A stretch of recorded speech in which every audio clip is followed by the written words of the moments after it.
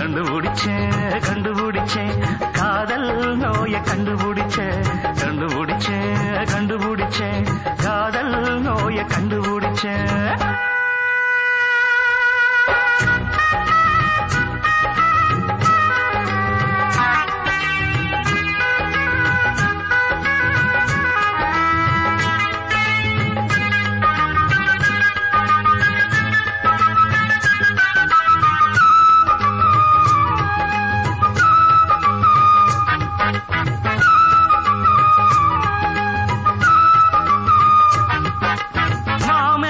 சாத்தான்னு சொன்னாளா வம்பு தும்பு ஏதாச்சும் பண்ணாளா உள்ளார ஏதேதோ ஞாபகம் ஒம்பாட்ட நெஞ்சோடு பாடுறே தினக்கட தினக்கட தினக்கட தினா தின என்னன்னு எதுன்னு கேட்டதும் சொல்லாம கொள்ளாம மூடுறே.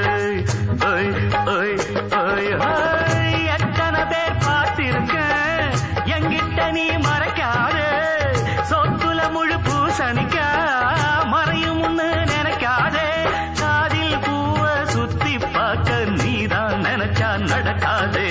கண்டுபிடிச்சேன் கண்டுபிடிச்சேன் காதல் நோய கண்டுபிடிச்சேன் கண்டுபிடிச்சேன் கண்டுபிடிச்சேன் காதல் நோய கண்டுபிடிச்சேன்.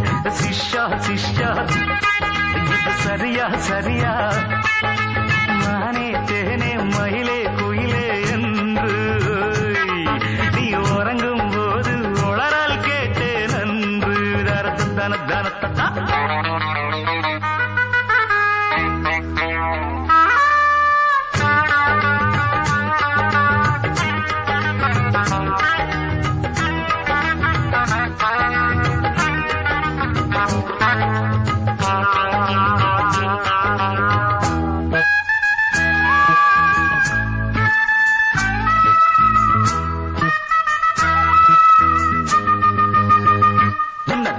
காதல் கலையில் நான் தான் முன்னோடி குருவ மிஞ்சும் சிஷ்யனி கில்லாடி கொண்டாட்டம் கும்மாளம் போடு நீ அண்ணாச்சிய வாழ்த்த ஏத்துக்கு ஜீந்தாங்கிறது தாங்கு பெண்டாட்டி ஆகாத காதலி தாயாக ஆகாம பார்த்துக்கோ. ஓய் ஓய் ஓய் ஓய் ஆத்திரத்தில் துடிக்காதே அவசரமா பிடிக்காதே தூண்டில மீனாட்டம் மாட்டிக்கிட்டு முழிக்காதே சிட்டம் போட்டு வட்டம் போடு குருவின் பேர கெடுக்காதே. கண்டுபிடிச்சேன் கண்டுபிடிச்சேன் காதல் நோய கண்டுபிடிச்சேன் கண்டுபிடிச்சேன் கண்டுபிடிச்சேன் காதல் நோய கண்டுபிடிச்சேன். சிஷ்யா சிஷ்யா இது சரியா சரியா மானே தேனே மயிலே குயிலே என்று நீ உறங்கும் போது உளறல் கேட்டேன் நன்று. கண்டுபிடிச்சேன் கண்டுபிடிச்சேன் காதல் நோய கண்டுபிடிச்சேன் கண்டுபிடிச்சேன் கண்டுபிடிச்சேன் காதல் நோய கண்டுபிடிச்சேன்.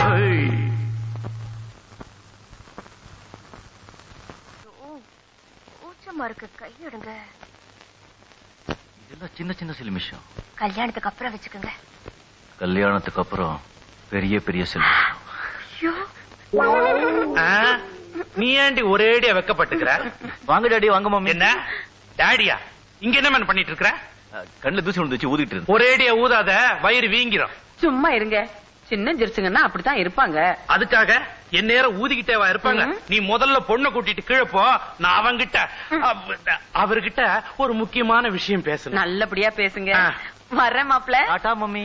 மம்மி இல்ல மாப்ள aunty. Tata aunty. Tata darling. கைய விடு திருட்டு ராஸ்கல். என் வீட்டுக்குள்ள நுழைஞ்சு என் பொண்ணுகிட்டே. ஐயோ இத வேற அப்பப்ப காட்டிடுறான். நல்லா சிவா இதை விட பெருசெல்லாம் காட்டுற. பயப்படுற அளவுக்கு காட்டுறதுப்பா. See here.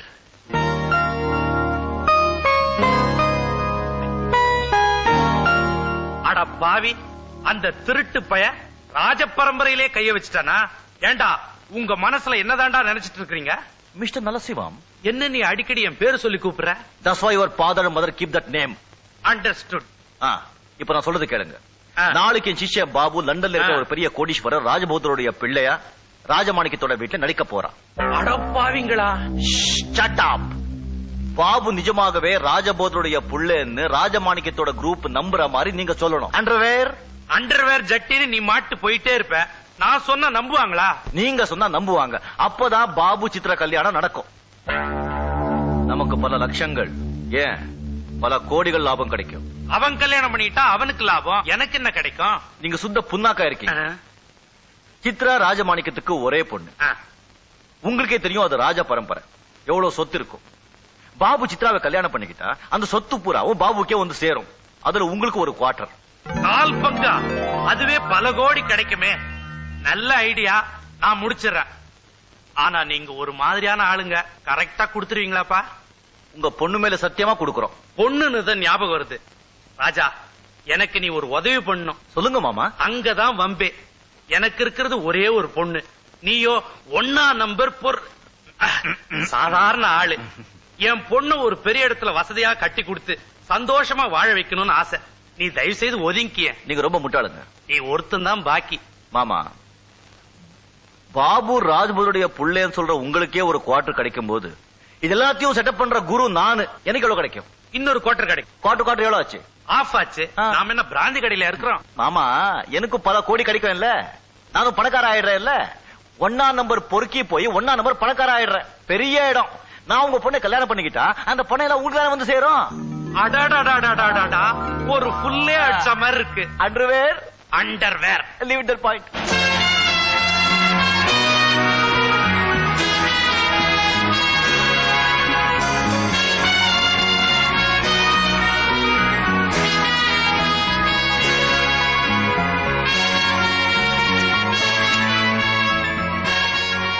லண்டன் மாப்பிள்ள எங்கேயோ பார்த்த மாதிரி இருக்கே.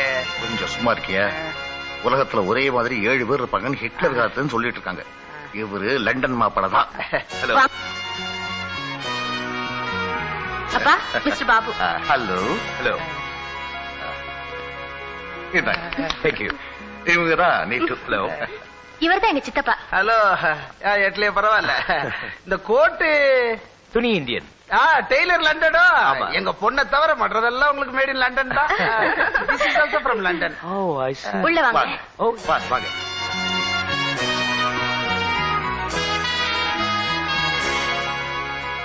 பையன் பரவாயில்ல, நல்லதா இருக்கான். உனக்கு பொருத்தமான ஜோடி தான்.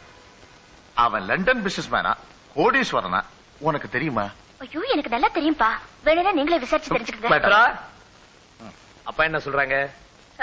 ஒண்ணு இல்ல, நீங்க எனக்கு பொருத்தமான ஜோடின்னு சொல்றாரு. ஆமா, வேற என்ன கேட்க போறாரு? மேட்ச் பொருத்தம் இல்ல. வணக்கம் வணக்கம். வாங்க. என்ன விஷயம்? தீபாவளி எல்லாம் வருது, ரொம்ப செலவு. உங்களை பார்த்துட்டு போலான்னு வந்தேன். ஆஹா, பாபு சார், நீங்க எப்ப லண்டன்ல இருந்து வந்தீங்க? அப்பா எல்லாம் சௌக்கியமா? நல்லா இருக்காங்க. நல்ல சிவம். இவரை உங்களுக்கு தெரியுமா? தெரியும் மாவா. இவங்களை தெரியாதவங்க இருக்க முடியுமா? இவங்க அப்பா எழுந்து நின்னா ஒரு ராஜ கம்பீரம், எழுந்து நடந்தா ராஜ நட. இவங்க அப்பா போட்ட சோத்துல வளர்ந்தவங்க நாங்க. நான் மட்டுமா? என்ன மாதிரி 1000 குடும்பங்க. இவங்க அப்பா பேரை சொன்னா லண்டனே ஆடும். லண்டனே ஆடும்னா அப்படின்னு வியாபாரம்? சாராய வியாபாரம்.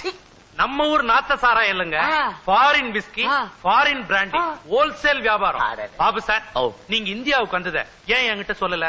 அவசரமா ஒரு வேலையா வந்த இடத்துல சித்ராவை மீட் பண்ண லவ் ஏற்பட்டுடுச்சு. நானே சம்பந்தம் பேசிட்டு போலான்னு வந்தேன். இது உங்க அப்பாவுக்கு தெரியுமா? என்ன சொல்லல.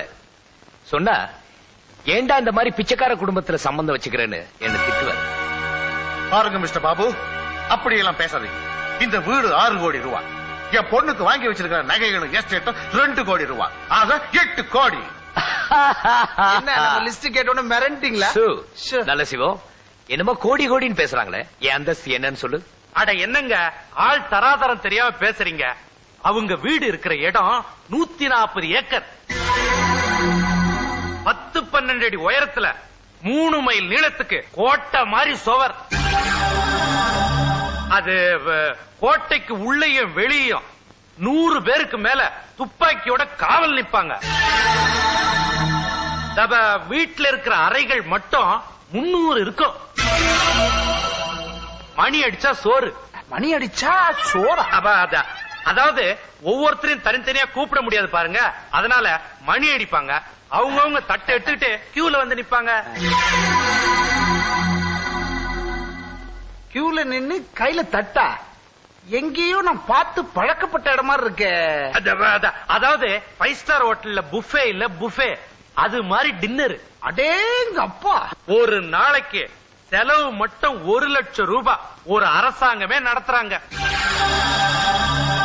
இப்ப சொல்லுங்க, இவர் தகுதிக்கு முன்னால நீங்க பிச்சைக்காரரா இல்லையா?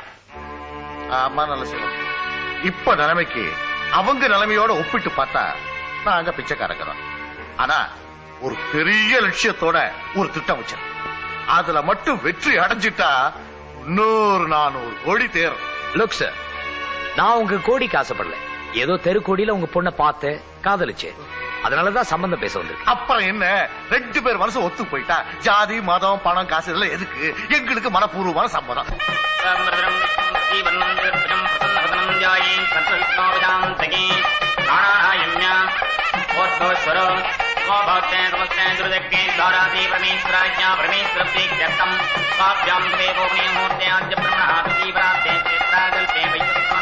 வணக்கம் வணக்கம், சௌக்கியமா? யாரோ தெரியல, யாரா இருந்தா நான் வணக்கம் போட்டு வைப்பேன். நாளைக்கே இவங்க கட்சி ஆரம்பிச்சாங்கன்னா தலைவி ஆயிடுவாங்க, அப்புறம் சீஃப் மினிஸ்டர் ஆனாலும் நமக்கே வம்பு. பொண்ணு மாப்பிள்ளை ஆயிக்கணுங்க. எப்படி செட்டப்? உன் பொண்ணு சௌக்கியமா? லண்டன் மாப்பிள்ள வணக்கம் சொல்லியா? வாங்க வாங்க வாங்க. மாப்பிள்ள ஊத்துக்கு டைம் ஆச்சு, சீக்கிரம் தள்ளி கட்டுங்க. மிஸ்டர் ராஜமாணிக்கம், மாப்பிள உங்க பொண்ணு கழுத்துல தாலி கட்டினதுக்கு அப்புறம் தான் நான் மாப்பிள. தாலி கட்டுறதுக்கு முன்னாடி ஒரு முக்கியமான விஷயம் பேசணும். அப்படி என்ன முக்கியமான விஷயம்? தாலி கட்டுறதை விட வரதட்சணையை பத்தி நீங்க ஒன்னும் பேசவே இல்லையே. இதுல பேசுறதுக்கு என்ன இருக்கு? எனக்கு இருக்கிறது ஒரே பொண்ணு, ஏன் எல்லா சொத்தும் அவளுக்கு தானே. அதை எப்படி என்னால நம்ப முடியும்? நீங்க ஒரு பட்லி வச்சிருக்கீங்க, நாளைக்கே அவங்களுக்கு குழந்தை பிறந்தா? அதுல ஒன்றும் ப்ராப்ளம் இல்ல. நான் அவளை கல்யாணம் பண்ணிக்கல, இல்லீகல். பப்பாட்டியா? மிஸ்டர் ராஜமாணிக்கம், நாம 2 பேரும் தனியா பேசினா உங்களுக்கு நல்லதுன்னு நான் நினைக்கிறேன். சரி வாங்க. போய் குடிமே.